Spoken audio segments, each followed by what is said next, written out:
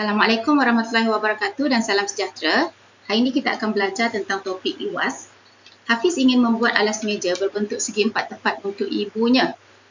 Jadi alas meja berbentuk segi empat tepat. Okey, kita lukiskan alas meja berbentuk segi empat tepat. Dia telah memotong kain selebar 8 cm. Kain ni selebar 8 cm. Yang ini lebar dia. Jadi kita tulis sini 8 cm. Okey.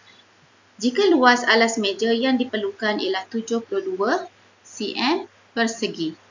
Jadi dia nak kain ni mempunyai luas 72 cm persegi. Berapakah panjang kain X cm yang perlu dipotong oleh Hafiz? Jadi panjang ialah dia bagi tadi X cm. Okey. Yang perlu dipotong oleh Hafiz. X maksudnya pemboleh ubah. Ataupun kita kata anu. Yang kita tak tahu. Jadi kita perlu cari X iaitu panjang kepada kain tadi. Jadi luas adalah panjang darab lebar. Sama dengan 72 cm persegi. Kita nak cari panjang. Sebab panjang ialah X cm. Jadi panjang kita letak sini X cm darab dengan lebar kita dah ada 8 cm. Jadi tulis sini 8 cm sama dengan 72 cm persegi. Jadi kita lihat berapa darab 8 dapat 72 cm persegi. Maksudnya kita tak tahu berapa nilai X ni. Jadi berapa darab 8 dapat 72 cm persegi. Jadi kita boleh agakkan 9 yang darabkan dengan 8 dapat 72 cm. Jadi kita tulis ni 9 cm darab dengan 8. Mestilah kita dapat 72 cm persegi. Jadi X ialah 9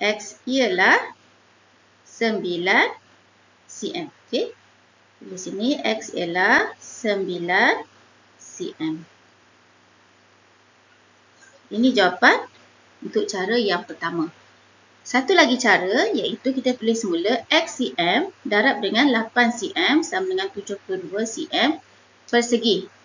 Jadi kita ambil nombor saja ataupun pemboleh ubah saja. Jadi X darabkan dengan 8. cm ni dia punya unit.